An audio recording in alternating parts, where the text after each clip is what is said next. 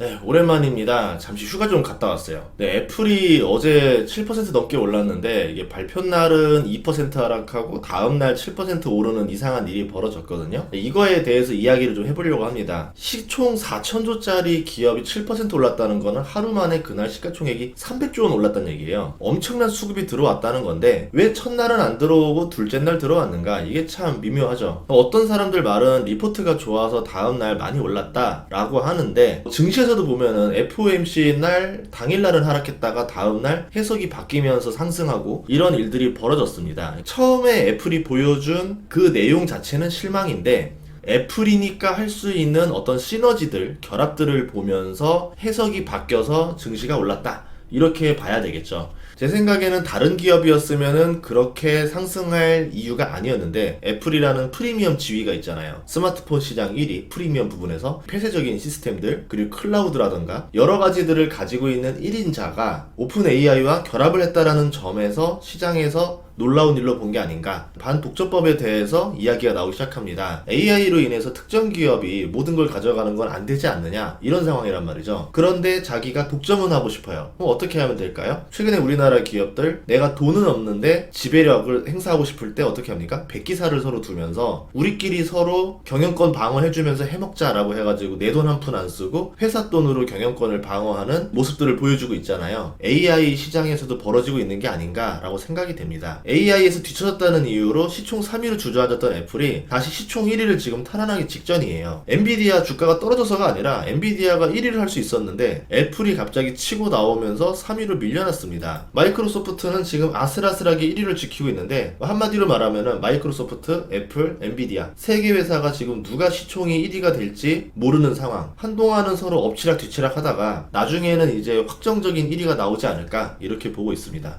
제가 생각할 때 애플이 잘한 일은 오픈 AI와 동맹이에요. 지금 오픈 AI와 적대적 관계는 구글이랑 테슬라가 있죠. 챗 GPT가 시장을 선점하면서 점점 반 오픈 AI 연합이 힘을 잃는 모습입니다. 근데 그렇다고 해서 엔비디아라던가 애플이라던가 마이크로소프트라던가 이런 회사들이 혼자서 독점을 하게 되면은 이거에 대해서 조사를 받게 돼요. 서로 이 시장을 독점하면은 독점이 아닌 독점처럼 갈 수 있다는 거죠. 카르텔을 형성해서 독점하게 되는 일이 벌어지지 않을까라고 보고 있는 거죠. 스마트폰 세계 1위 독점적 위치에 있는 애플이 승자랑 손을 잡습니다. 그러면 AI는 강력한 하드웨어와 플랫폼을 얻게 되는 거예요. 애플에서 다양한 서비스들이 대중화돼서 나오겠죠. 애플을 이용하는 챗 GPT는 점점 더 많은 오픈 플랫폼이 되는 거죠. GPT를 활용한 AI 서비스를 활용하지 않으면 도저히 일이 안 될 정도로 사람들이 점점 잠식되어 갑니다. 과거에 구글이 안드로이드 시스템을 스마트폰 회사들한테 주면서 우리 거를 활용해 그리고 너희들이 그걸 가지고 스마트폰을 팔아 이렇게 했었잖아요. 지금 그거를 활용하는 기법을 쓰는 게 아닌가. 그런 이유에서 발표 당일날은 주가가 오히려 하락했는데 AI 기능 자체는 이미 익숙한 예상들이었던 거죠. 하지만 기능보다는 애플이 드디어 AI에 대한 모습을 보여줬다는 점. 근데 한방에 1등 기업인 오픈 AI랑 손을 잡아서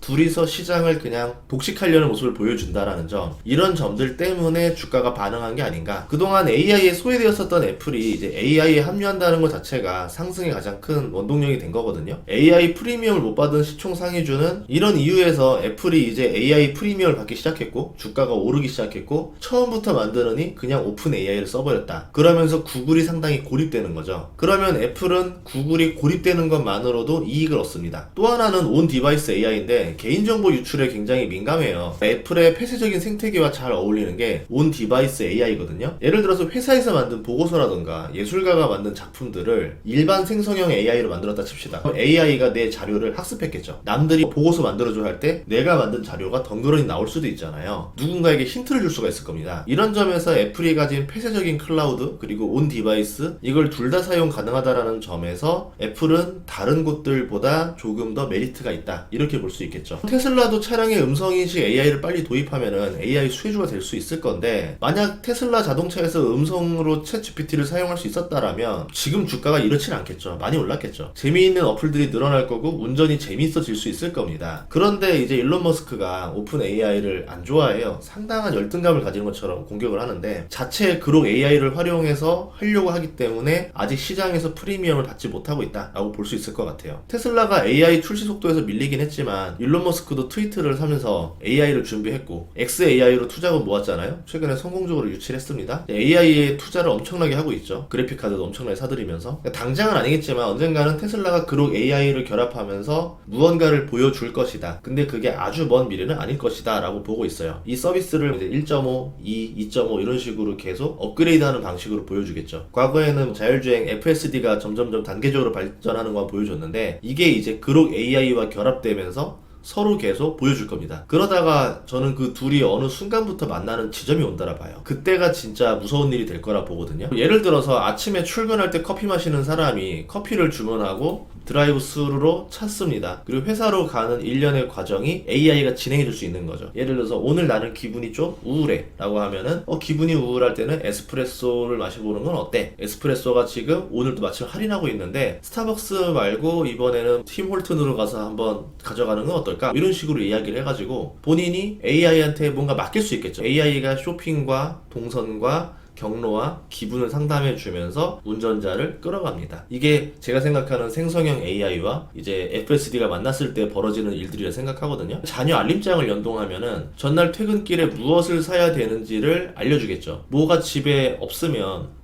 마트를 들려서 가자, 어디를 들려서 가자 이런 식으로. 아니면 지금 당신이 집에 야채가 좀 부족한 것 같은데 코스트코를 들려서 가는 건 어떨까, 이런 식으로 동선을 짜서 물건을 사서 들어갈 수 있게 도와줄 수 있겠죠. 그러면 그동안 우리가 이제 스마트폰이랑 PC로 했었던 생성형 AI로 인한 편의성도 있겠지만 직접 사람의 몸이 움직이면서 벌어질 수 있는 편의성도 줄 수 있게 됩니다. 그래서 저는 이 두 시장은 서로 겹친다기보다는 서로 시너지를 일으킬 수 있는 범위가 아닐까. 그 다음은 로봇인데요. AI가 가야 될 마지막 목표는 저는 하드웨어라 보거든요. 단순 하드웨어가 아니라 다용도 하드웨어. 과거의 로봇들은 기능이 단순했습니다. 단순한 프로그래밍으로 움직이는 거를 반복하는 로봇들이었는데 이제는 로봇 하나가 여러 가지 일을 할 수 있어야 돼요. 1000만원짜리 로봇이 짐도 들어주고 요리도 하고 물건도 하고 청소도 하고 공장 가서 일도 하고 축구도 해주고 만능 로봇이 되면은 그 1000만원이 비싸지 않은 거죠. 그렇게 하려면은 로봇이 중요한 게 아니라 소프트웨어가 굉장히 중요해집니다. 강력한 소프트웨어와 사람이 할 수 있는 대부분을 할 수 있는 사람 형태의 하드웨어가 만나면은 엄청난 생산성이 나올 수 있다라고 생각을 하죠. 기존과 다르게 하드웨어가 이끄는 시장이 아니라 소프트웨어가 로봇 시장을 이끌어갈 가능성이 높다라 보거든요. 그래서 이 시장도 빅테크의 전유물이 될지 모르겠다라고 생각을 합니다. 로봇 시장이 돼도 또 구글, 마이크로소프트, 애플, 테슬라, 아마존 이런 기업들이 살아남을 건데 이 5개 기업이 다 살아남을 것 같아 보이진 않아요. 이 중에서 로봇까지 간다라고 하면 한 2개 정도가 살아남고 나머지들은 엔비디아가 홀로 상승하는 것처럼 그 상승을 지켜만 봐야 되지 않을까. 1티어 그룹과 2티어 그룹으로 나뉘게 되지 않을까. 빅테크 안에서도 차별화가 되지 않을까라고 생각을 합니다. 이렇게 이야기를 한 이유는 뭐냐면은 마침 오늘 이제 저녁에 CPI도 나오고 내일 새벽에 금리 결정도 나오는데 이것들은 거시경제예요. 시장에 영향을 주는 건데 중요한 거는 우리는 어떤 주식을 사야 되고 그걸 가지고 돈을 벌어야 됩니다. 금리가 지금 한 번도 안 내렸는데 엔비디아 주가는 엄청나게 올랐어요. 우리가 잘해야 되는 거는 기업을 잘 골라야 된다. 그런 이유에서 오늘이 거시경제도 굉장히 중요한 날인데 기업에 대한 이야기를 조금 해봤습니다. 다음 시간에도 좋은 정보로 찾아뵐 테니까요. 구독과 좋아요, 알림 설정 부탁드릴게요. 고맙습니다.